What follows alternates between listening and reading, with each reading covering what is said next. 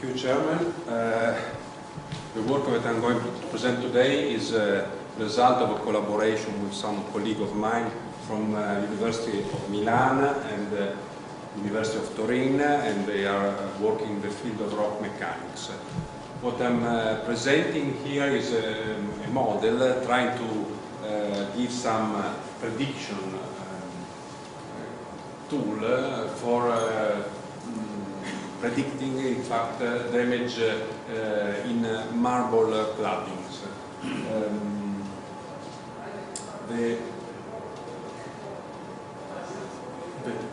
The problem is that the marble claddings, which are often used in building, can be affected by a deterioration of the material, which is a result of several actions, including temperature excursion, daily and seasonal, and mechanical load due to wind or self-weight, and chemical attacks and humidity changes. And the work that I'm presenting and the model itself is concentrating on the degradation due to thermal action, and in particular on the thermal expansion effect on marble due to some cyclic of the temperature. And one of the results of this degradation is the bowing of these marble panels, which in fact exhibit some permanent out-of-plane deflection. And so together with this bowing effect of the panels, there is at the micro scale level an intergranular microcracking between the calcite grains of marble. And so these are the typical shapes that we can find in these marble claddings, and we have either concave or convex, more frequently shapes in the panel. So this problem of bowing of marble is an old one, because there is this paper of the 1930s by Raleigh, which is not actually the famous Raleigh guy, but is related to him. There is one of his relatives. And he studied the problem of bowing in these marble panels. So here are some very well-known case history of problem of bowing in buildings, and this is the Amoco building in Chicago, and this is the famous Finlandia Hall in Helsinki, which was designed by Alvarado, and all these cases refer to panels with a thickness of around 30 millimeters and with bowing of the size of up to 40 millimeter for a panel of the size which are in, nearly 1 meter in size. So here are our examples in Helsinki again, and this is in Milan. So this work was motivated by a similar problem in a building in Pescara in Italy, where there is a huge surface of marble cladding around 37,000 square meters, and here are some details of the anchorage system, and here are some recorded temperature excursion in the panels. So and here these are some on-site results of the evolution of bowing. This is a measure of the relative bowing versus the time scale in months from the installation of the panels. So the model that we are trying to develop is a one-dimensional model where there is, first of all, determination of the temperature field in the panel, and so X is the a long thickness coordinate, and so we have the temperature field, and from this temperature field, we can, of course, in a linear elastic condition, we can obtain the uniaxial stress within theory. And here we have the alpha, which is the thermal expansion coefficient of the material. What we have tried to do here is to catch the thermal expansion, the anisotropic behavior of, in terms of thermal expansion of the calcite. And in fact, the calcite grain tend to have two principal axes of thermal expansion, and the thermal coefficient is actually positive and negative on the other, along the two principal axes. And so this gives a self-equilibrated stress field in the material, even if you have a specimen under uniform temperature. So in the present model, we try to capture this internal anisotropic thermal expansion behavior by considering the alpha coefficient, the thermal expansion coefficient, which is a function of the x variable. So it varies along the thickness of the panel.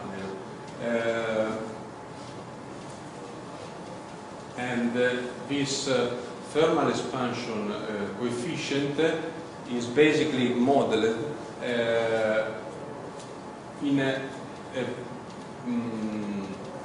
let's say heterogeneous way, meaning that we are moving along the thickness of the panel. So we have, like, imagine the panel as made by a stack of grain layers, and so at each grain layer we have a different orientation of the grain, and this gives a different thermal expansion coefficient alpha, which is related through that equation. It's related to the orientation of the grain, and of course to the alpha 1 and alpha 2, which are the principal thermal expansion coefficient, and D is the grain size. So when we look at the material microstructure of this of marble, we have two main geometric parameters that we consider, at least in our model. One is the specific surface area, which is basically give you a measure of the area of grain interfaces with respect to the unit volume, and the other is this calcite grain shape parameter, and we consider this area to perimeter square parameter, which give you a measure of the roughness of the boundaries between grains. So this parameter that we call C give you a measure of, as I said, of the roughness. So there are different kinds of marbles. So this is what also I learned from my colleagues on rock mechanics, and so we can have this extreme cases of xenoblastic marble and homoblastic marble. On the right is the one which has the smoother grain boundaries, and so this parameter C is higher. So we try to make as simple as possible the microstructure features, and so we basically define this crack density parameter by considering an array of edge cracks which are related to the specific surface area.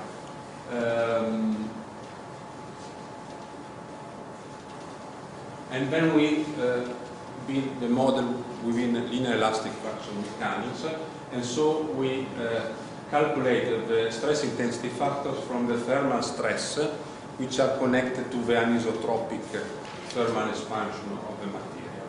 And this gives you a K1 because we are considering mode 1 cracks, which are spread along the length of the panel on the external surface of the panel. So in this way, through some simple linear elastic calculation, at the end we can work out for a certain depth of this array of cracks the deflection of the panel. So in this way we link the cracking level to the deflection, the bowing of the panel. And we introduce in this expression a correction factor which is related to this roughness parameter xc. Okay, where this parameter goes to a limit case of very rough surface to the simplest, the smoother case of a circle. So then, of course, we are considering cyclic fluctuation of the temperature, and so we can have a maximum deflection in the period of the temperature cycle. And the final step in the model is an account on the evolution of cracking and hence of bowing, and we use the simple exponential law of Paris for fatigue crack growth, because we have cyclic stresses in the material, and so we can relate, as you well know, the delta K of the stress intensity factor with the crack growth rate. And so this at the end gives us an evolution of bowing in terms of number of cycles, temperature cycles.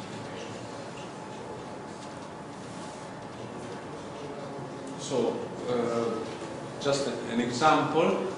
So I'm using the geometric data that we got from our case study of the marble panel. So the thickness is 3 centimeters. The size, the span between the anchorage of the panel is 60 centimeters, and we have temperature records.